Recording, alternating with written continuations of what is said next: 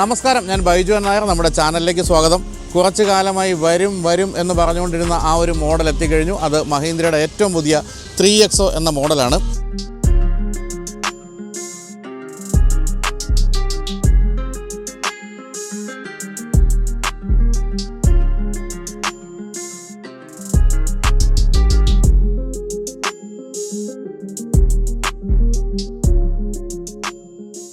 മഹീന്ദ്ര 300 എന്ന മോഡലിൻ്റെ ഏതാണ്ട് പുതിയ ഒരു രൂപം എന്നാണ് ഈ വാഹനത്തെ വിളിക്കേണ്ടത്. പക്ഷേ വെറുതെ പുതിയ രൂപം എന്ന് പറഞ്ഞാൽ പോരാ, പാടെ മാറ്റങ്ങൾ സംഭവിച്ചിരിക്കുകയാണ്. എക്സ്റ്റീരിയറിലും അതെ, ഇൻറ്റീരിയറിലും അതെ. തന്നെയുമല്ല, തിരഞ്ഞെടുക്കാനായിട്ട് ധാരാളം ഓപ്ഷൻസ് വന്നിട്ടുണ്ട്. സൺറൂഫും അഡാസ് ഫീച്ചേഴ്സും ഉൾപ്പെടെയുള്ള കാര്യങ്ങളെല്ലാം തന്നെ പല വേരിയൻസിലായിട്ട് വന്നിട്ടുണ്ട്. അങ്ങനെ പാടെ മാറ്റം വന്ന ഏറ്റവും പുതിയ 3XOയുമായിട്ട് ഞാനിപ്പോൾ നിൽക്കുന്നത് മഹാരാഷ്ട്രയിലെ നാസിക്കിലാണ്. ഇന്നലെ വൈകിട്ടായിരുന്നു ഈ വാഹനത്തിൻ്റെ ലോഞ്ച്. അതിനുശേഷം ഇന്ന് രാവിലെ നമ്മളിപ്പോൾ ഡ്രൈവിനായിട്ട് എടുത്തിരിക്കുകയാണ്. നമ്മളിന്ന് ഓടിക്കാൻ പോകുന്ന ഈ ഒരു വേരിയൻ്റ് ഡീസൽ മാനുവലാണ്. പക്ഷേ പെട്രോൾ ഓട്ടോമാറ്റിക്കും ഉണ്ടായിരുന്നു മീഡിയം ഡ്രൈവിന്. നമുക്ക് അലോട്ട് ചെയ്തത് ഈ ഒരു മോഡലാണ് എന്ന് മാത്രമേ ഉള്ളൂ. എന്തായാലും ഡീസലിൻ്റെ ടോപ്പ് എൻഡ് മോഡലാണ്, ഇല്ലാത്ത കാര്യങ്ങളൊന്നുമില്ല എന്ന് തന്നെ പറയാം. അതുകൊണ്ട് തന്നെ ഏറ്റവും ടോപ്പ് എൻഡ് മോഡൽ റിവ്യൂ ചെയ്യുന്ന രീതിയിൽ തന്നെ റിവ്യൂ ചെയ്യാൻ പറ്റുന്ന ഒരു വേരിയൻ്റ് കൂടിയാണിത്. നിങ്ങൾ കാണുന്ന പോലെ മുൻഭാഗത്തൊക്കെ കാര്യമായ മാറ്റമാണ് സംഭവിച്ചിരിക്കുന്നത്. ഏറ്റവും പുതിയ മഹീന്ദ്രയുടെ ഇലക്ട്രിക് വാഹനങ്ങളുടെ രൂപത്തിലേക്കാണ് ഇത് മാറ്റിയിരിക്കുന്നത് പറയുന്നത് തന്നെയല്ല. ഈ മോഡലിൻ്റെയും ഇലക്ട്രിക് വരുമെന്നുള്ള കാര്യം സംശയമില്ല. അങ്ങനെ ഇലക്ട്രിക് വരികയാണെങ്കിൽ ഈ ബോണറ്റ് തുറക്കുക, ഈ ഒരു എഞ്ചിനെടുത്ത് വെളിയിലേക്ക് വെച്ചിട്ട് ഇലക്ട്രിക് മോട്ടർ എടുത്ത് ഫിറ്റ് ചെയ്യുക, അതിൻ്റെ ആവശ്യമുള്ളൂ. ആ രീതിയിൽ ഇലക്ട്രിഫൈഡ് ആണ് ലുക്കിൽ ഇപ്പോൾ തന്നെ ഈ ഒരു വാഹനം.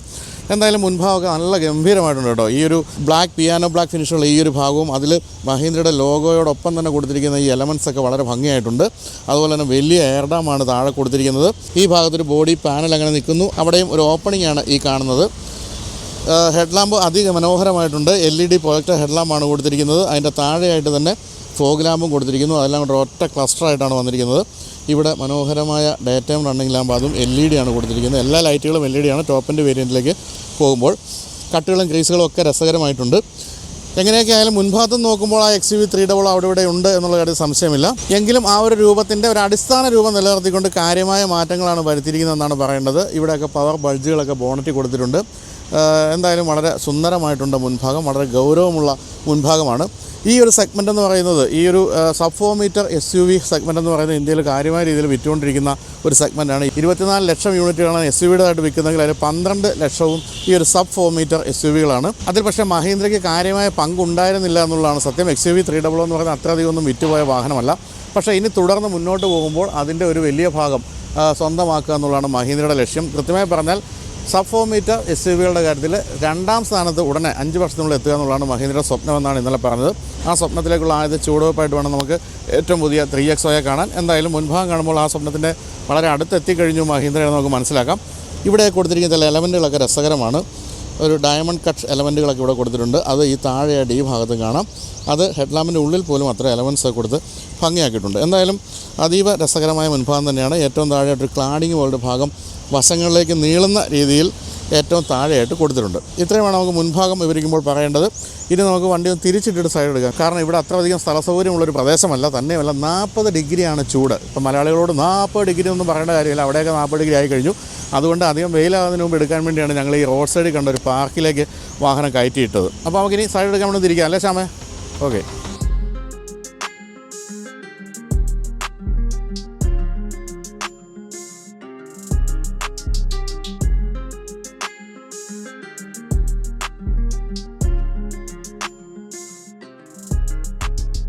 മഹീന്ദ്രയുടെ വാഹനങ്ങളെല്ലാം ഓഫ് റോഡിന് പേര് കേട്ടതാണെങ്കിലും ഈ വാഹനത്തിൽ അങ്ങനെ 4 വീൽ ഡ്രൈവ് ഫെസിലിറ്റി ഒന്നും ഇല്ലെങ്കിൽ പോലും അത്യാവശ്യം ഓഫ് റോഡ് ചെയ്യാൻ പറ്റുന്നൊരു വാഹനമാണിത്. അതിന് കാരണം എന്താണെന്ന് ചോദിച്ചാൽ 23.6 ഡിഗ്രി അപ്രോച്ച് ആംഗിളും 39.6 ഡിഗ്രി ഡിപ്പാച്ചർ ആംഗിളും ഉണ്ട് ഈ വാഹനത്തിന്. അതുകൊണ്ട് തന്നെ കല്ലിൽ കയറിപ്പോലും അടി തട്ടുകയില്ല എന്നാണ് പറയുന്നത്. കൂടാതെ 350 മില്ലിമീറ്റർ വാട്ടർ വേഡിങ്ങും സാധ്യമാണ്. വെള്ളക്കെട്ടിലൂടെ ഓടിച്ചു പോകാനും സാധ്യമാണ്. കൂടാതെ 201 മില്ലിമീറ്റർ ഗ്രൗണ്ട് ക്ലിയറൻസ് ഉണ്ട്. ഇന്ത്യൻ റോഡുകൾക്ക് ഏറ്റവും പറ്റിയ കാര്യവുമാണിത്.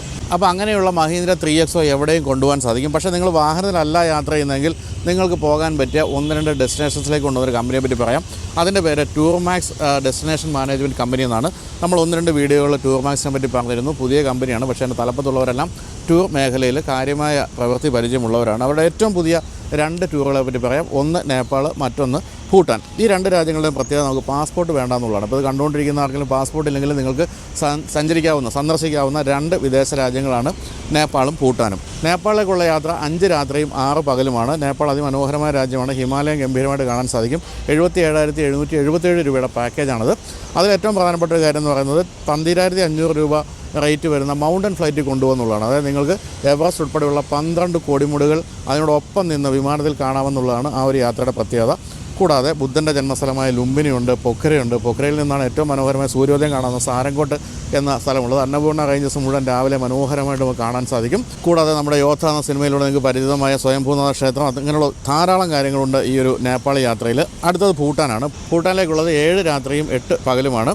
ഭൂട്ടാനിലാണെങ്കിൽ ഏറ്റവും മനോഹരമായ തിംഫു, പാരോ, അതുപോലെ പുനാഖ തുടങ്ങിയ സ്ഥലങ്ങൾ, അവിടുത്തെ ഏറ്റവും ഉയരം കൂടിയ മോട്ടറബിൾ റോഡായ ചങ്ങല, അങ്ങനെയുള്ള സ്ഥലങ്ങളെല്ലാം പോകുന്നുണ്ട്. കൂടാതെ ടൈഗേഴ്സ് നെസ്റ്റ് എന്ന് പറയുന്ന മലമുകളിലുള്ള വളരെ മനോഹരമായ മൊണാസ്ട്രി, അങ്ങനെയുള്ള എല്ലാ കാര്യങ്ങളും ഈ ഒരു ഭൂട്ടാൻ ട്രിപ്പിലും ഉൾപ്പെടുത്തിയിട്ടുണ്ട്. കൂടാതെ ഫുൻഷിലിംഗ് എന്ന് പറയുന്ന ഭൂട്ടാൻ ഇന്ത്യ ബോർഡറുള്ള സ്ഥലത്തും താമസിക്കുന്നുണ്ട്. അങ്ങനെ ഗംഭീരമായ യാത്രയാണുള്ളത്. എല്ലാ ചിലവുകളും GST ഉൾപ്പെടെയാണ്. 77,777 രൂപ നേപ്പാളിലേക്ക് പോകാൻ വേണ്ടി വരുന്നതെങ്കിൽ 95,000 രൂപയാണ് ഭൂട്ടാൻ യാത്രയ്ക്ക് വേണ്ടി വരുന്നത്. അതുകൂടാതെ തായ്ലൻഡ്, കസാക്കിസ്ഥാൻ, അസർബൈജാൻ, അങ്ങനെ ധാരാളം ഡെസ്റ്റിനേഷനിലേക്ക് ടൂർ മാക്സ് ആളുകളെ കൊണ്ടുപോകുന്നുണ്ട്. അപ്പോൾ ഞാൻ ഈ കൊടുത്തിരുന്ന നമ്പറിൽ വിളിക്കുക, എത്രയും പെട്ടെന്ന് ബുക്ക് ചെയ്യുക, എന്നിട്ട് യാത്ര പോവുക. നേപ്പാളിലേക്കുള്ള യാത്ര ജൂൺ 15-നും ഭൂട്ടാൻ യാത്ര ജൂലൈ 15-നുമാണ് പുറപ്പെടുന്നത്. അപ്പോൾ ഈ നമ്പറിൽ വിളിച്ചാൽ വിശദവിവരങ്ങൾ നിങ്ങൾക്ക് അറിയാൻ സാധിക്കും. വീണ്ടും നമ്മൾ വാഹനത്തിലേക്ക് വരികയാണെങ്കിൽ ഈ സൈഡ് പ്രൊഫൈലിൽ നമ്മൾ കണ്ടുവന്നിരുന്ന XUV 300 തന്നെയല്ലേ എന്ന് ചോദിച്ചാൽ അത് തന്നെയാണ്. യാതൊരു വ്യത്യാസമില്ല. ഷീറ്റ് മെറ്റൽ പോലും യാതൊരു മാറ്റവും വരുത്തിയിട്ടില്ല. ആ ഒരു ഭാഗം നിലനിർത്തിക്കൊണ്ടാണ് മുൻഭാഗത്തും പിൻഭാഗത്തും കാര്യമായ രീതിയിൽ മാറ്റം വരുത്തിയിരിക്കുന്നത്. അതേതായാലും തകർപ്പനായിട്ടുണ്ടെന്ന് പറയാതിരിക്കാനാവില്ല. അലോയ് വീലിൻ്റെ ഷേപ്പൊക്കെ അതിമനോഹരമാണ്. 17 ഇഞ്ച് ടയേഴ്സാണ് കൊടുത്തിരിക്കുന്നത്. അത്തരം കാര്യങ്ങളൊന്നും യാതൊരു പിശുക്കും കാട്ടിയിട്ടില്ല. മുൻഭാഗത്തെ ആ താഴെ കണ്ട കാര്യങ്ങൾ ക്ലാഡിംഗ് ആയിട്ട് ഈ സൈഡിൽ കൂടി പിന്നിലേക്ക് നീളുന്നുണ്ട്. ബോഡി കളേർഡ് അല്ല സൈഡ് വ്യൂ മിറേഴ്സ്. പക്ഷേ ഇതൊരു ഡ്യുവൽ ടോൺ വാഹനമായതുകൊണ്ട് തന്നെ ഇതിൻ്റെ റൂഫിൻ്റെ കളറായ ബ്ലാക്കാണ് കൊടുത്തിരിക്കുന്നത്. അതിൽ ടേൺ ഇൻഡിക്കേറ്റർ കൊടുത്തിട്ടുണ്ട്. ഡോർ ഹാൻഡിലിന് പോലും ഈ ഒരു ബോഡി കളർ കൊടുത്തിരിക്കുന്നു. അത് നന്നായിട്ടുണ്ട്. പിൻഭാഗത്തേക്ക് വരുമ്പോൾ ഇവിടെയൊക്കെ ഒരു ബ്ലാക്ക് ഫിനിഷ് കൊടുത്തിരിക്കുന്നു. അതും ഭംഗിയായിട്ടുണ്ട്. റൂഫിൻ്റെ ബ്ലാക്ക് ഇങ്ങോട്ട് വന്നിരിക്കുകയാണ്. ഇവിടെ ഒരു റൂഫ് റെയിൽ കൊടുത്തിരിക്കുന്നു. അതിലും ചെറിയ ചില എലമെൻറ്റുകളൊക്കെ കൊടുത്തിട്ടുണ്ട്. ഈ ഭാഗം വരെയൊക്കെ നമ്മൾ കാണുന്നത് ഇതുവരെ നമ്മൾ കണ്ടുവന്നിരിക്കുന്ന XUV 300 ആണെങ്കിൽ ഞെട്ടിക്കുന്ന പിൻഭാഗമാണ് എന്നാണ് പറയേണ്ടത്. പിൻഭാഗം കണ്ട് ഞെട്ടണമെങ്കിൽ XUV 3XOയുടെ പിൻഭാഗം കാണണമെന്നാണ് ഞാൻ പറയുക. ഞാൻ നേരത്തെ പറഞ്ഞ പോലെ ഇലക്ട്രിക് വാഹനത്തിൻ്റെതായ എല്ലാ രൂപഭാവങ്ങളും ഉണ്ട്. പക്ഷേ ഇത് ഇലക്ട്രിക് അല്ല, ഡീസലും പെട്രോളുമാണ് ഇതിൻ്റെ എൻജിൻ ഓപ്ഷൻസ്. ഏറ്റവും പ്രധാനപ്പെട്ട ഭംഗിയുള്ള കാര്യം ഈ ഒരു വലിയ LED സ്ട്രിപ്പാണ് പിൻഭാഗത്ത് വരുന്നത്. ആ LED സ്ട്രിപ്പ് അതിമനോഹരമായിട്ടാണ് ടെയിൽ ലാമ്പിലേക്ക് ഇൻ്റഗ്രേറ്റ് ചെയ്ത് അങ്ങനെ പോയിരിക്കുന്നത്. ഈ ഭാഗമൊക്കെ ഇങ്ങനെ തള്ളി നിൽക്കുന്നു. വളരെ ഭംഗിയായിട്ടുണ്ട്. LED ടെയിൽ ലാമ്പും LED സ്ട്രിപ്പൊക്കെയാണ് നമ്മളീ കാണുന്നത്. ടെയിൽ ലാമ്പിൻ്റെ ഇവിടുത്തെ എലമെൻസും ഒക്കെ ഭംഗിയായിട്ടുണ്ട്. ഇത് AX7 എന്ന് പറയുന്ന ടോപ്പ് എൻഡ് വേരിയൻ്റാണ്. അതാണ് ഈ കൊടുത്തിരിക്കുന്നത്. 9 വേരിയൻസ് ഉണ്ട് ഈ വാഹനത്തിന്. ഇപ്പോൾ പഴയ XUV 300 ഇഷ്ടംപോലെ വേരിയൻസ് ആയിരുന്നു. ഇപ്പോൾ ഒന്ന് വെട്ടി കുറച്ച് 9 ആക്കിയിട്ടുണ്ട്. അതുപോലെ ഇവിടെ പൂച്ചയുടെ വാല് വഴക്കുണ്ടാക്കുമ്പോൾ എങ്ങനെയാണ് നിൽക്കുന്നത് അതുപോലെ ഒരു ആൻറ്റിന കാണാം. ഇവിടെ stop light, integrated spoiler, defogger, അതുപോലെ റിയർ വൈപ്പർ, അത്തരം കാര്യങ്ങളെല്ലാം തന്നെയുണ്ട്. ഇവിടെ മഹീന്ദ്രയുടെ പുതിയ ലോഗോ, ട്വിൻ പീക്ക് ലോഗോ കൊടുത്തിരിക്കുന്നു. XUV 3XO എന്നുള്ള അഭിമാനത്തോടുകൂടി നീട്ടി വലിച്ചെഴുതി ഇവിടെ വെച്ചിട്ടുണ്ട്. താഴേക്ക് നോക്കുകയാണെങ്കിൽ ബമ്പറിൻ്റെ ഭാഗത്തൊക്കെ ആണെങ്കിലും നല്ല എലമെൻസ് ഒക്കെയാണ്. ഇവിടുത്തെ ഈ ഒരു ഭാഗമൊക്കെ നല്ല എലമെൻസ് ഒക്കെ ഭംഗിയായിട്ടുണ്ട്. ഇവിടെ റിഫ്ലക്ടർ കൊടുത്തിരിക്കുന്നു. ഫുൾ ബ്ലാക്കാണ്. താഴെയായിട്ട് സ്കിഡ് പ്ലേറ്റ് പോലെ തോന്നിക്കുന്ന ഒരു ഭാഗവും ഈ ഒരു അലൂമിനിയം ഫിനിഷിൽ കൊടുത്തിട്ടുണ്ട്.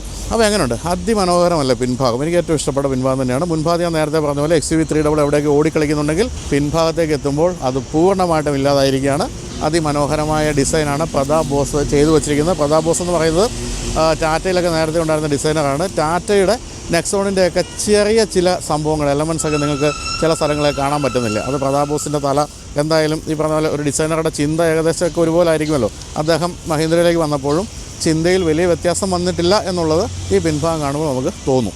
ഇനി ബൂട്ട് സ്പേസ് നോക്കാം. ബൂട്ട് സ്പേസ് 267 ലിറ്റർ ആയിരുന്നു XUV 300 എങ്കിൽ ഇതിലെന്താണ് സംഭവിച്ചിരിക്കുന്നത് നോക്കാം. എവിടെ നിൽക്കുന്ന സുന എവിടെ? അപ്പോൾ 267 എന്നുള്ള 295 ലിറ്ററായിട്ടാണ് ഇപ്പോൾ വർദ്ധിച്ചിരിക്കുന്നത്. എന്ന് തന്നെയല്ല, ഇവിടെ 60/40 നമുക്ക് സീറ്റ് ഫോൾഡ് ചെയ്ത് കൂടുതൽ സാധനങ്ങൾ കയറ്റണമെങ്കിൽ അങ്ങനെയും ചെയ്യാം.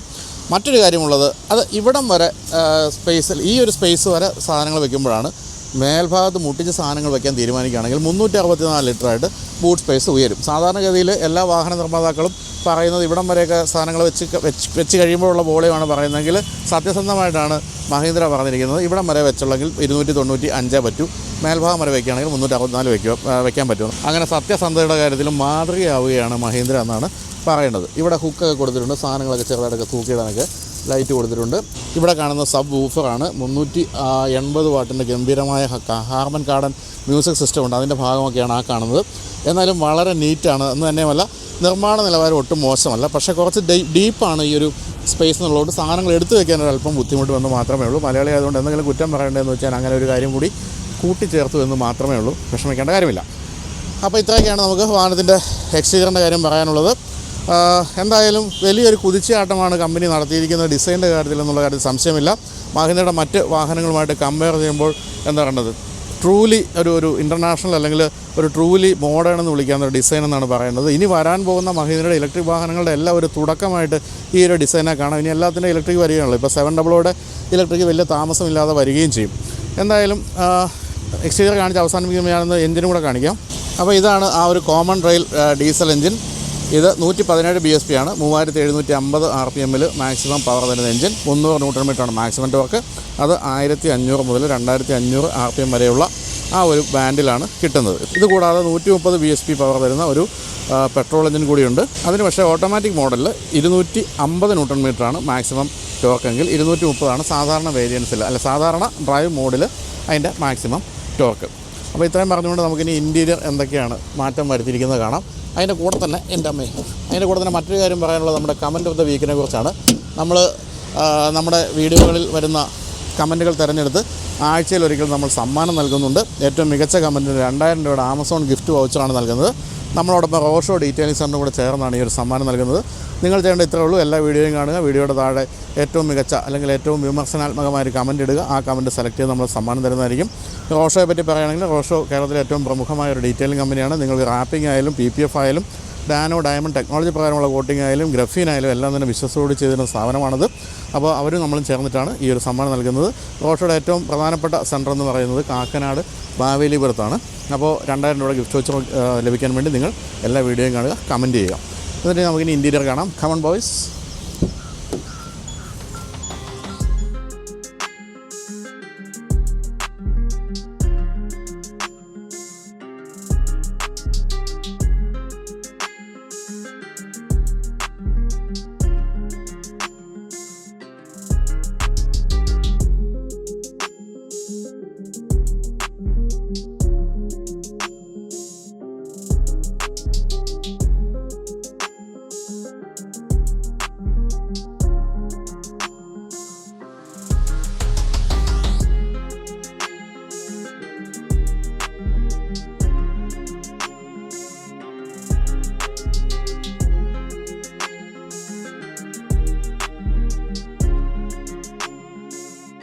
XUV 3Xോടെ ഉൾഭാഗം XUV 400 ഇലക്ട്രിക് വന്നല്ലോ.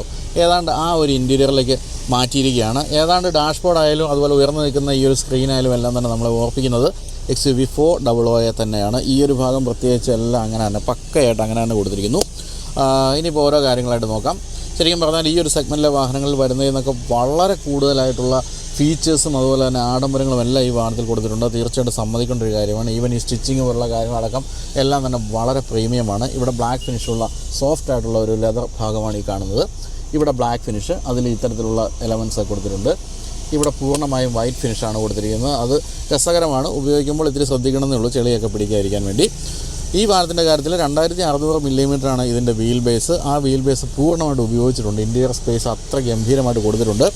മറ്റൊരു കാര്യമുള്ളത് ഇതിൻ്റെ ഷോൾഡർ സ്പേസ്, അതുപോലെ തന്നെ ഹെഡ് സ്പേസ്, ലെഗ് സ്പേസ്, ഇതെല്ലാം ഈ ഒരു സെഗ്മെൻറ്റിൽ ഏറ്റവും കൂടുതൽ ആണ്. ഈ ഒരു സെഗ്മെൻറ്റ് എന്ന് പറയുമ്പോൾ എപ്പോഴും നമ്മൾ കമ്പയർ ചെയ്തുകൊണ്ടിരിക്കുന്ന ടാറ്റ നെക്സോണുമായിട്ടാണ്. ഇന്നലത്തെ ഇവിടുത്തെ പ്രസൻറ്റേഷനിലെല്ലാം നമ്പർ 1 വാഹനവുമായിട്ട് കമ്പയർ ചെയ്തുകൊണ്ടിരിക്കുകയാണ്. നമ്പർ 1 എന്ന് പറയുന്നത് നെക്സോൺ ആയതുകൊണ്ട് അതുമായിട്ടാണ് കമ്പാരിസൺ വന്നുകൊണ്ടിരിക്കുന്നത്.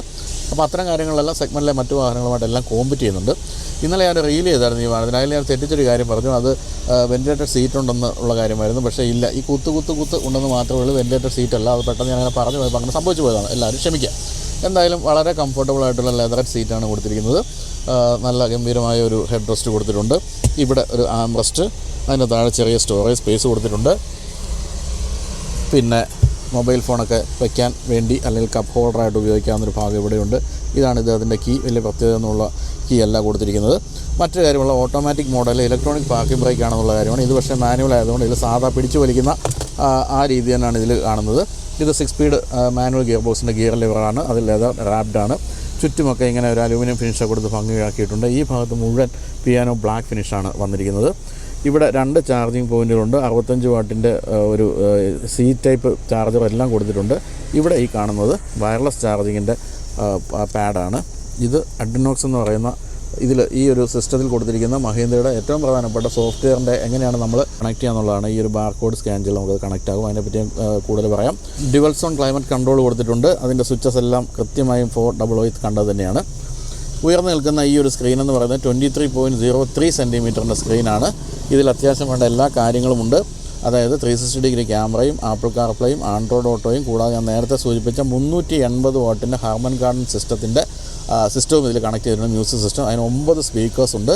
കൂടാതെ ധാരാളം സൗണ്ട് മോഡുകളൊക്കെ ഇതിനകത്ത് കൊടുത്തിട്ടുണ്ട്. അതിൽ 1-2 സൗണ്ട് മോഡുകൾ മാത്രമേ ഇപ്പോൾ ആക്റ്റീവായിട്ടുള്ളൂ എന്ന് ഇന്ന് രാവിലെ പറഞ്ഞു. മറ്റേത് മെയ് 10 കൂടി ആക്ടിവേറ്റ് ആകും. കാരണം ഹാർമൻ ഗാർഡനൊക്കെ അവർ കമ്പനി തന്നെ നേരിട്ട് വന്നിട്ടാണല്ലോ അതിൻ്റെ അക്കോസ്റ്റിക്സ് ഒക്കെ ചെയ്യുന്നത്. അപ്പോൾ അതൊന്ന് ബാക്കിയുള്ള മോഡ് ഉടനെ ആക്റ്റീവ് ആകും എന്നാണ് പറഞ്ഞത്. കൂടാതെ പാർക്കിങ്ങിൻ്റെ ഗൈഡ് ലൈൻസ് എല്ലാം തന്നെ ഇതിൻ്റെ അകത്ത് കിട്ടും. റിവേഴ്സ് പാർക്കിംഗ് ക്യാമറ ഉള്ള കാര്യങ്ങളും അതെല്ലാം കൊടുത്തിട്ടുണ്ട്. റിവേഴ്സ് പാർക്കിംഗ് ക്യാമറ എന്ന് കണ്ടു നോക്കാം. നല്ല റെസൊല്യൂഷനുള്ള ക്യാമറയാണ് കൊടുത്തിരിക്കുന്നത്. ഒട്ടും മോശം പറയാനില്ല. പിന്നെ മറ്റൊരു പ്രധാനപ്പെട്ട കാര്യം ഈ സെഗ്മെൻറ്റിൽ ഏറ്റവും വലിയ സൺറൂഫ് വന്നിരിക്കുന്നു എന്നുള്ള കാര്യമാണ്. 930 മില്ലിമീറ്റർ നീളമുള്ള തകർപ്പൻ സാധനം. ഏറ്റവും പിൻഭാഗം വരെ തുറക്കാവുന്ന, വേണ്ടപോലെ സൂര്യ അകത്ത് വരരുത് കേട്ടോ. 40 ഡിഗ്രിയിൽ ജ്വലിച്ച് നിൽക്കുന്ന സൂര്യന് അകത്തേക്ക് വരാൻ അനുവാദം നമ്മൾ കൊടുക്കുന്നതല്ല. എന്തായാലും അത്തരത്തിലുള്ള കാര്യങ്ങളെല്ലാം പക്കയാണെന്നാണ് പറയേണ്ടത്. ഇനി ഈ ഒരു അഡ്രിനോക്സ് സിസ്റ്റത്തെ പറ്റി പറയുകയാണെങ്കിൽ 80-ലധികം കണക്ടിവിറ്റി ഫീച്ചേഴ്സാണ് ഈ വാഹനത്തിൽ കൊടുത്തിരിക്കുന്നത്. അതിൽ അലക്സയുണ്ട്. അലക്സയുമായിട്ട് നമുക്ക് കണക്ട് ചെയ്ത് ഉപയോഗിക്കാം. കൂടാതെ മൊബൈൽ ഫോണിൽ നമ്മൾ ഈ ആപ്പ് ഇൻസ്റ്റാൾ ചെയ്ത് കഴിഞ്ഞാൽ നമുക്ക് വീട്ടിൽ നിന്ന് വാഹനം സ്റ്റാർട്ട് ചെയ്യാം, AC ഓൺ ചെയ്യാം, അതുപോലെ തന്നെ വാഹനം എവിടെയാണെന്ന് ട്രാക്ക് ചെയ്യാം. അത്ര എല്ലാ കാര്യങ്ങളും പൂർണ്ണമായിട്ടും ഉള്ള കാര്യങ്ങളെല്ലാം കൊടുത്തിട്ടുണ്ട്. അങ്ങനെ 80 കണക്ടിവിറ്റി ഫീച്ചേഴ്സ് ആണ് കൊടുത്തിരിക്കുന്നതെന്ന് പറയാം. ഇനി നമുക്ക് സ്റ്റിയറിംഗ് വീലിലേക്ക് പോകാം. സ്റ്റിയറിംഗ് വീലിൽ പ്രധാനമായിട്ടും നമുക്ക് കാണാൻ പറ്റുന്ന ക്രൂയിസ് കൺട്രോളിൻ്റെ സ്വിച്ചുകൾ ഈ സൈഡിൽ വോളിയം കൺട്രോളിൻ്റെ ഒക്കെ സ്വിച്ചുകൾ കാണാം. മനോഹരമായ സ്റ്റിയറിംഗ് വീലാണ്. ലെതർ റാപ്ഡാണ്. ഇവിടെയൊക്കെ പിയാനോ ബ്ലാക്ക് ഫിനിഷുള്ള ഭാഗമുണ്ട്. ഇവിടെ വീണ്ടും നമ്മൾ കാണാൻ പറ്റുന്ന ഒരു 23.06 സെൻറ്റിമീറ്ററിൻ്റെ ഏതാണ്ട് ഇൻഫോർടൈൻമെൻറ്റ് സിസ്റ്റം അതേ വലിപ്പമുള്ള ഒരു മീറ്റർ കൺസോളാണ് കാണാൻ സാധിക്കുന്നത്. അതിൽ വളരെ മനോഹരമായ ഗ്രാഫിക്സ് ഒക്കെയാണ് കൊടുത്തിരിക്കുന്നത്. നല്ല ക്ലാരിറ്റിയുള്ള ഗ്രാഫിക്സ്. അതിൻ്റെ അകത്ത് ടയർ പ്രഷർ മോണിറ്ററിംഗ് സിസ്റ്റം ഉണ്ട്. അതുപോലെ തന്നെ റേഞ്ച് അത്തരം കാര്യങ്ങളെല്ലാം കൊടുത്തിട്ടുണ്ട്. ഡിജിറ്റൽ മീറ്ററുകളെല്ലാം ഭംഗിയായിട്ടുണ്ട്. ഈ സൈഡിലെ വൈപ്പറിൻ്റെയും അതുപോലെ തന്നെ ഈ സൈഡിൽ കാണുന്ന ലൈറ്റിൻ്റെയൊക്കെ സ്വിച്ചുകളൊക്കെ വളരെ നിലവാരമുള്ളതാണ്. അതൊക്കെ ഗംഭീരമായിട്ടുണ്ട്. പിന്നെ ഈ സൈഡിലേക്ക് വരികയാണെങ്കിൽ ഇവിടെ സൈഡ് വ്യൂ മിറേഴ്സിൻ്റെ അത് നമുക്ക് ഫോൾഡബിളും കൂടിയാണ് കൊടുത്തിരിക്കുന്നത്. ഈ സൈഡിൽ നമുക്ക് സ്റ്റാർട്ട് സ്റ്റോപ്പ് സ്വിച്ച് കൊടുത്തിട്ടുണ്ട്. അതായത് വാഹനം ഐഡിലാകുമ്പോഴത്തേക്ക് ഓഫ് ആകണമെങ്കിൽ ആ തരത്തിലുള്ള സ്വിച്ച് അത് വേണമെങ്കിൽ ഓഫ് ചെയ്ത് സൂക്ഷിക്കുകയും ചെയ്യാം. സ്റ്റിയറിംഗ് വീലിൻ്റെ വളരെ ചെറിയ അഡ്ജസ്റ്റ്മെൻറ്റുകളൊക്കെ ഉണ്ട്. അതിൻ്റെ ഹൈറ്റ് നമുക്ക് ഉയർത്തുകയും മറ്റും ചെയ്യാം. അത്തരം അഡ്ജസ്റ്റ്മെൻറ്റുകൾ കൊടുത്തിട്ടുണ്ട്. ഇവിടെ കൊടുത്തിരിക്കുന്നത് സ്റ്റാർട്ട് സ്റ്റോപ്പ് സ്വിച്ചാണ്. വാഹനം നമുക്ക് അങ്ങനെ കീലെസ് ആയിട്ട് സ്റ്റാർട്ട് ചെയ്യാനും സാധിക്കും. ഉൾഭാഗത്തേക്ക് കയറുമ്പോൾ വളരെ വിശാലമായിട്ട് ഡോറ് തുറന്നാണ് നമ്മൾ കയറുന്നത്. അതുകൊണ്ട് സുഖമായിട്ട് ഉള്ളിലിരിക്കുമ്പോൾ ഇഷ്ടംപോലെ സ്പേസാണ്. ഞാൻ നേരത്തെ പറഞ്ഞല്ലോ, ഷോൾഡർ സ്പേസൊക്കെ ഏറ്റവും കൂടുതൽ ഈ സെഗ്മെൻറ്റുള്ളത് ഈ ഒരു വാഹനത്തിനാണ്. ഈ വൈറ്റ് എന്ന് പറയുന്നത് ഇഷ്ടപ്പെടുന്നവർക്ക് അങ്ങേയറ്റം പ്ലസിൻ്റെ ഒരു ഫീല് നൽകുന്നൊരു വാഹനമാണിത്. നടുവിൽ ആംറസ്റ്റ് ഉണ്ട്. 2 കപ്പ് ഹോൾഡേഴ്സ് കൊടുത്തിട്ടുണ്ട്. പിന്നിലേക്ക് AC വെൻ്റ് ഇവിടെ കൊടുത്തിരിക്കുന്നു. എൻ്റെ താഴെയായിട്ട് മൊബൈൽ വയ്ക്കേണ്ട സ്ഥലമുണ്ട്. ഇവിടെ C ടൈപ്പ് ചാർജറുണ്ട്. കൂടാതെ ഇവിടെ 12 വോൾട്ടിൻ്റെ വലിയൊരു ചാർജർ കൊടുത്തിട്ടുണ്ട്. ഇഷ്ടംപോലെ ചാർജിങ് പോയിൻറ്റ്സ് എന്നുള്ളൊരു പ്രധാനപ്പെട്ട കാര്യമാണ്. അതുപോലെ ഇവിടെ എന്താണ് കിടക്കുന്നത്? ഇവിടെ ഒരു കുപ്പി വെള്ളം വെച്ചിട്ടുണ്ട്. അത്രയധികം സ്ഥലമൊക്കെ അവിടെ സ്റ്റോർ ചെയ്യാം. കൂടാതെ ഡോർ പാഡിലേക്ക് പോയാൽ അവിടെ ഒരു കുപ്പി വയ്ക്കാവുന്നതാണ്. നമ്മൾ നേരത്തെ മുൻഭാഗത്തിരുന്നപ്പോൾ മുൻഭാഗത്തെ ഡോർ പാഡ് കാണിച്ചില്ല. അങ്ങോട്ട് ഒന്ന് ക്യാമറ പോവുകയാണെങ്കിൽ അതുകൂടെ കാണിച്ചേക്കാം. അവിടെയും നമുക്ക് 1-2 ബോട്ടിലൊക്കെ വയ്ക്കാൻ പറ്റുന്നുണ്ട്. നല്ലൊരു ആംറസ്റ്റ് കൊടുത്തിട്ടുണ്ട്. അതുപോലെ അതിൻ്റെ ആ ബ്ലാക്കിൽ വൈറ്റ് സ്റ്റിച്ചിങ് ഒക്കെ നല്ല ഭംഗിയായിട്ടുണ്ട്. അതിൽ സ്പീക്കറൊക്കെ കൊടുത്തിട്ടുണ്ട്. നല്ല ഭംഗിയായിട്ടാണ് ആ ഒരു ഡോർ പാഡിൻ്റെ ഡിസൈനൊക്കെ ചെയ്തിരിക്കുന്നത്. അപ്പോൾ പിൻഭാഗത്തേക്ക് വരുമ്പോൾ അല്ലെങ്കിൽ മുൻഭാഗത്താണെങ്കിൽ ഏറ്റവും പ്രധാനപ്പെട്ട മറ്റൊരു കാര്യം എന്ന് പറയുന്നത് തൈ സപ്പോർട്ടാണ്. നല്ല ഉയർന്ന സീറ്റാണ് ഈ ഭാഗമൊക്കെ. അതുകൊണ്ട് സുഖമായിട്ടിരിക്കാം. ഞാനിപ്പോൾ ഈ സീറ്റ് കുറച്ച് പിന്നിലേക്കും ഇത് മുന്നിലേക്കുമാണ് നീക്കിയിട്ടിരിക്കുന്നത്. പിന്നിലേക്ക് നീക്കിയിട്ടാലും സുഖമായിട്ട് ഇരിക്കാൻ പറ്റുന്ന അത്രയും സ്പേസ് തീർച്ചയായിട്ടും ഈ ഒരു വാഹനത്തിലുണ്ട്. തന്നെയല്ല ഹെഡ് സ്പേസ് ഉണ്ടല്ലോ, ഇഷ്ടംപോലെ ഹെഡ് സ്പേസ് ഉണ്ട്. അത്തരം കാര്യങ്ങളൊന്നും മോശമല്ല. വിൻഡോ ലൈനൊക്കെ ഒരു അല്പം ഉയർന്നു നിൽക്കുന്നു, എങ്കിലും സുഖമായി കാഴ്ചയൊക്കെ കണ്ടിരിക്കാം. എന്തായാലും 5 പേർക്ക് പരമ സുഖമായിട്ട് സഞ്ചരിക്കാവുന്നൊരു വാഹനമാണിത്. അത്തരം കാര്യങ്ങളൊന്നും യാതൊരു പ്രശ്നവുമില്ല.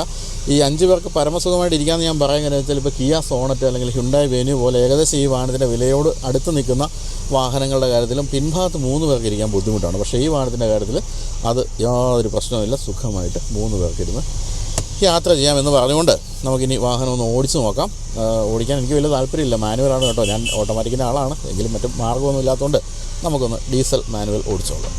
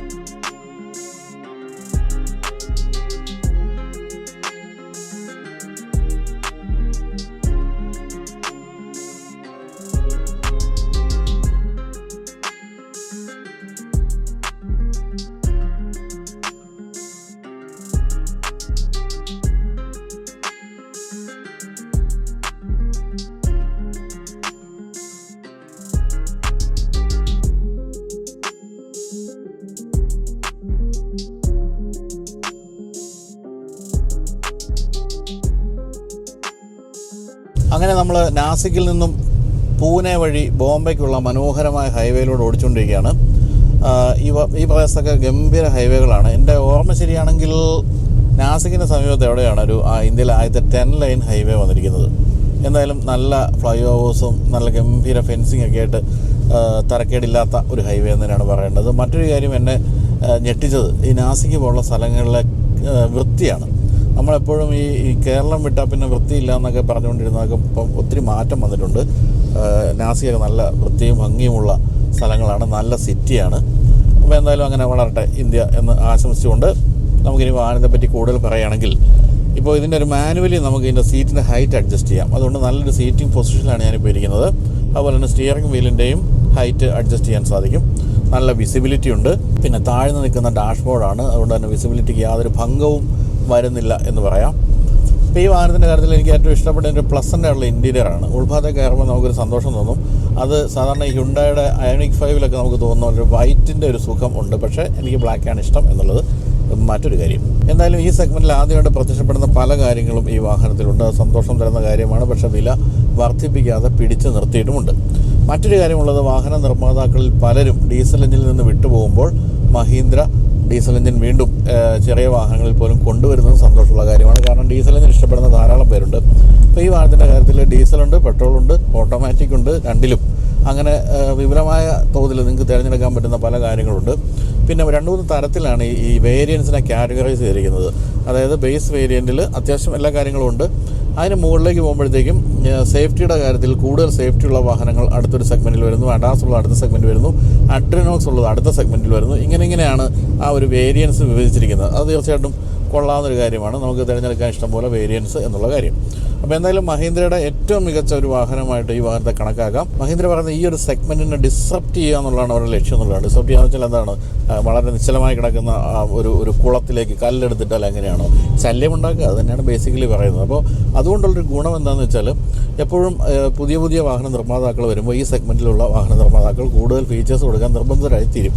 അത് ആണ് ഇത്തരത്തിലുള്ള മാറ്റങ്ങൾ വരുമ്പോഴൊരു ഗുണം. അത് തീർച്ചയായിട്ടും അത് നമുക്ക് കസ്റ്റമേഴ്സിന് ഗുണം ചെയ്യുന്നൊരു കാര്യമാണെന്നാണ് പറയേണ്ടത്. പലതരത്തിലുള്ള എഞ്ചിൻ ഓപ്ഷൻസാണ് കമ്പനി കൊടുത്തിരിക്കുന്നത്. ഇപ്പോൾ ഉദാഹരണമായിട്ട് പറയുകയാണെങ്കിൽ എൻട്രി ലെവൽ വേരിയൻസ്, അതായത് MX1, MX2 Pro, MX3, AX5 തുടങ്ങിയ വേരിയൻറ്റുകളിൽ 111 bhp 1.2 ലിറ്റർ ടർബോ പെട്രോൾ എഞ്ചിനാണ് കൊടുത്തിരിക്കുന്നത്. അതിൽ 6 സ്പീഡ് മാനുവലുണ്ട്, 6 സ്പീഡ് ടോർക്ക് കൺവേർട്ടർ ഓട്ടോമാറ്റിക്കും ഉണ്ട്. അതിൽ 6 സ്പീഡ് മാനുവലിൻ്റെ മൈലേജ് ARI കൊടുത്തിരിക്കുന്ന ടെസ്റ്റ് ചെയ്ത മൈലേജ് എന്ന് പറയുന്നത് 18.89 km/ലിറ്ററാണ്. അതുപോലെ തന്നെ torque converter 6 speed torque converter ഉള്ളതിൽ 17.96 km/ലിറ്റർ, ഏതാണ്ട് 18 കിലോമീറ്റർ എന്ന് പറയാം. പിന്നെ ഡീസലിലേക്ക് വരികയാണെങ്കിൽ ഒരു 1.5 ലിറ്റർ ഡീസൽ എഞ്ചിനാണ്. അതാണ് നമ്മളിപ്പോൾ ഓടിച്ചുകൊണ്ടിരിക്കുന്നത്. 6 സ്പീഡ് മാനുവലും അതുപോലെ തന്നെ 6 സ്പീഡ് AMTയുമാണ് ഇതിൻ്റെ ഓട്ടോമാറ്റിക് കൊടുത്തിരിക്കുന്നത്.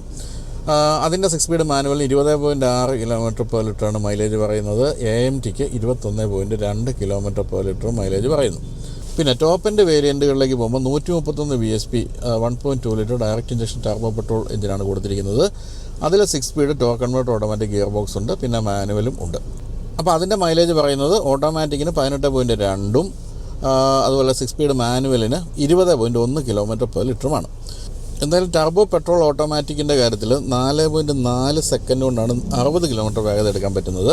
അതിന് ഡ്രൈവ് മോഡുകളൊക്കെ രസകരമാണ്, പക്ഷേ അതല്ല നമുക്ക് ഓടിക്കാൻ കിട്ടിയിരിക്കുന്നത്. നമ്മളിപ്പോൾ ഓടിച്ചുകൊണ്ടിരിക്കുന്നത് 117 bhpയുടെ കോമൺ റെയിൽ ഡീസൽ എഞ്ചിനുള്ളതാണ്. ഞാൻ നേരത്തെ പറഞ്ഞ പോലെ 3750 RPM മാക്സിമം പവർ കിട്ടുന്നത്. 300 Nm മാക്സിമം ടോർക്ക്. അത് 1500-നും 2500 RPM ഇടയിലാണ് കിട്ടുന്നത്. നല്ല രസകരമായിട്ട് ഓടിക്കാവുന്ന ഒരു എഞ്ചിനാണിത്. എങ്കിൽ പോലും ഗിയർ ബോക്സ് എന്ന് പറയുന്നത് കുറച്ചൊരു സ്ട്രഗിഷാണെന്ന് എനിക്ക് തോന്നുന്നു. ഗിയർ ഷിഫ്റ്റുകൾ ഓട്ടോമാറ്റിക്കലാകും കൂടുതൽ നന്നാവുക.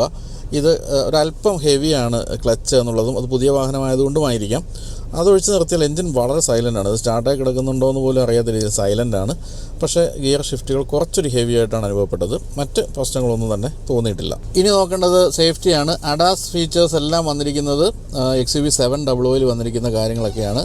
അത് ലെവൽ 2 അഡാസ് ഫീച്ചേഴ്സാണ് കൊടുത്തിരിക്കുന്നത്. മറ്റ് സെഗ്മെൻറ്റിലെ മറ്റ് വാഹനങ്ങൾ നോക്കിയാൽ ലെവൽ 1ലേക്ക് എത്തിയിട്ടുള്ളൂ. ഇത് ലെവൽ 2 ആയിക്കഴിഞ്ഞു.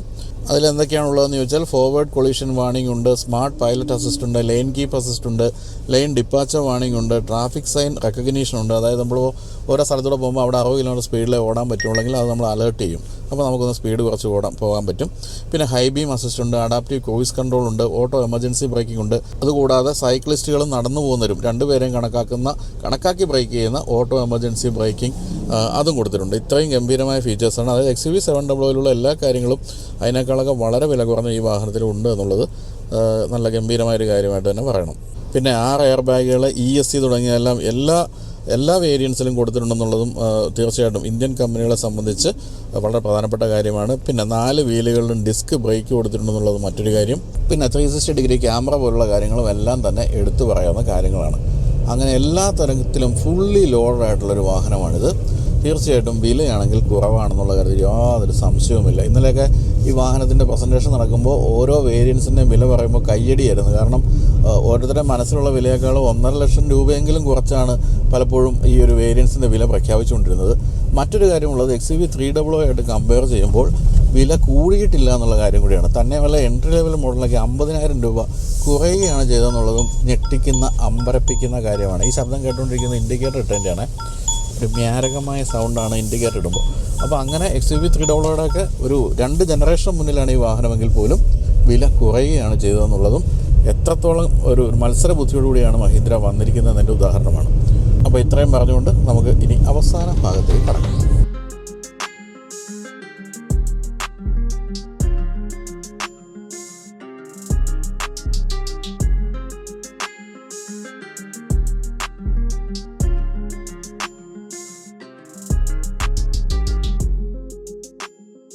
അപ്പോൾ നമ്മൾ എന്തൊക്കെയാണ് XUV3XO ഉള്ളതെന്ന് കണ്ടു കഴിഞ്ഞു. അതായത് മനോഹരമായ എക്സ്റ്റീരിയർ, മനോഹരമായ ഇൻറ്റീരിയർ, ഓട്ടോമാറ്റിക് ഹെഡ് ലാമ്പ്, അതുപോലെ തന്നെ ഓട്ടോ സെൻസിങ് വൈപ്പേഴ്സ്, കൂടാതെ അഡാസിൻ്റെ ലെവൽ 2 ഫീച്ചേഴ്സ്, കൂടാതെ അഡ്രനോക്സിൻ്റെ 80-ലധികം കണക്ടിവിറ്റി ഫീച്ചേഴ്സ്, ഇങ്ങനെ ഇല്ലാത്ത കാര്യങ്ങളൊന്നും തന്നെ ഇല്ല. അപ്പോൾ ഇത്രയൊക്കെ കാര്യങ്ങൾ കേട്ട് കഴിയുമ്പോൾ തീർച്ചയായിട്ടും വില നമ്മുടെ മനസ്സിൽ വരാൻ പോകുന്നത് എന്തായാലും ഒരു 10 ലക്ഷം രൂപയിൽ കൂടുതൽ എന്നായിരിക്കും. പക്ഷേ ആ കാര്യത്തിലാണ് മഹീന്ദ്ര ഞെട്ടിച്ചത്. വില ആരംഭിക്കുന്നത് 7.5 ലക്ഷം രൂപയിലാണ്. 7 ലക്ഷം രൂപ എന്ന് പറയുന്നത് പെട്രോളിൻ്റെ മാനുവൽ ട്രാൻസ്മിഷനാണ് നിങ്ങൾക്ക് കിട്ടുന്നത്. ഓട്ടോമാറ്റിക്കിലേക്ക് പോവുകയാണെങ്കിൽ പെട്രോളിൻ്റെ ഓട്ടോമാറ്റിക് 15.5 ലക്ഷം രൂപയിലാണ് അവസാനിക്കുന്നത്. ഡീസലിൻ്റെ ഓട്ടോമാറ്റിക് ആണെങ്കിൽ 14.5 ലക്ഷം രൂപയിലും. എങ്ങനെ നോക്കിയാലും എതിരാളികളെക്കാളും വളരെ ചെറിയ തുകയ്ക്കാണ് ഈ വാഹനം നിങ്ങൾ വാങ്ങിക്കാൻ പോകുന്നതെന്നുള്ള ഒരു ഞെട്ടിക്കുന്ന സംഭവമാണ്. എങ്ങനെയും ഈ വിപണി പിടിക്കുക എന്നുള്ളതാണ് മഹീന്ദ്രയുടെ ലക്ഷ്യമെന്നാണ് നമ്മൾ മനസ്സിലാക്കുന്നത്. ഞാൻ നേരത്തെ പറഞ്ഞല്ലോ 5 വർഷം കൊണ്ട് കോമ്പാക്റ്റ് SUV നിർമ്മാതാക്കളുടെ കാര്യത്തിൽ 2ാം സ്ഥാനത്ത് എത്തുക എന്നുള്ളതാണ് മഹീന്ദ്രയുടെ ലക്ഷ്യമെന്ന് മഹീന്ദ്ര ഇന്നലെ പ്രഖ്യാപിച്ചിട്ടുണ്ട്. അപ്പോൾ അതിലേക്കുള്ള ചുവടുവെപ്പാണ് തീർച്ചയായിട്ടും ഈ ഒരു വാഹനം. പിന്നെ ഞാൻ എപ്പോഴും പറയുന്ന പോലെ നമ്മുടെ സ്വന്തം കമ്പനികൾ, ഇന്ത്യയിൽ ജനിച്ചു വളർന്ന കമ്പനികൾ ലോക നിലവാരമുള്ള പ്രൊഡക്റ്റുകൾ നിർമ്മിക്കാൻ നമുക്കുണ്ടാകുന്നൊരു സന്തോഷമുണ്ടല്ലോ, അത് ടാറ്റയുടെ നെക്സോൺ കാണുമ്പോഴായാലും ഈ ഏറ്റവും പുതിയ 3XO കാണുമ്പോഴായാലും ഒക്കെ നമുക്ക് തോന്നേണ്ടതാണ്. അത്രയും മനോഹരമായിട്ടാണ് വാഹനം നിർമ്മിച്ചെടുത്തിരിക്കുന്നത്. അപ്പോൾ ഫീച്ചേഴ്സ് ഇഷ്ടപ്പെടുന്നവർക്ക് ധൈര്യമായിട്ട് വാങ്ങിക്കാവുന്നൊരു വാഹനമാണിത്. സാധാരണഗതിയിൽ കിയ, MG, ഹ്യുണ്ടായി ഒക്കെയാണ് നമ്മളെ ഞെട്ടിക്കുന്ന ഫീച്ചേഴ്സുമായിട്ട് വരുന്നത്. പക്ഷേ ഈ വാഹനത്തിൻ്റെ കാര്യത്തിൽ നമ്മളെ ഞെട്ടിച്ചിരിക്കുകയാണ്, അല്ലെങ്കിൽ ആ കമ്പനികളെ കൂടി ഞെട്ടിക്കുന്ന രീതിയിലാണ് ഈ വാഹനത്തിൽ ഫീച്ചേഴ്സ് വന്നിരിക്കുന്നത്. വിലയുടെ കാര്യത്തിലും അവരെ ഞെട്ടിക്കുമെന്നുള്ള കാര്യത്തിൽ യാതൊരു സംശയവുമില്ല. അപ്പോൾ ഇത്രയും പറഞ്ഞുകൊണ്ട് അവസാനിപ്പിക്കുന്നതിന് മുമ്പ് 2 കാര്യങ്ങൾ പറയാം. ഒന്ന് ടൂർ മാക്സിനെ കുറിച്ചാണ്. ടൂർ മാക്സിൻ്റെ ഏറ്റവും പുതിയ ഭൂട്ടാൻ നേപ്പാൾ ട്രിപ്പ് ജൂൺ 15-നും ജൂലൈ 15-നും പുറപ്പെടുകയാണ്. അപ്പോൾ അതിൽ വിളിച്ചു ചോദിക്കുക, എന്നിട്ട് ബുക്ക് ചെയ്യുക. രണ്ടാമത് നമ്മുടെ കമൻറ്റ് ഓഫ് ദ വീക്കാണ്. ഓഷോയിൽ നമ്മളും ചേർന്ന് സമ്മാനിക്കുന്ന 2000 രൂപയുടെ ആമസോൺ ഗിഫ്റ്റ് വൗച്ചർ വാങ്ങാൻ വേണ്ടി സമ്മാനമായി കിട്ടാൻ വേണ്ടി നിങ്ങൾ എല്ലാ വീഡിയോകളും കാണുക, കമൻറ്റ് ചെയ്യുക. അപ്പോൾ ഇത്രയും പറഞ്ഞുകൊണ്ട് 40 ഡിഗ്രി ചൂടിൽ അവസാനിപ്പിക്കുകയാണ്. മഹാരാഷ്ട്രയിലെ നാസിക്കിൽ നിന്നും ബൈ.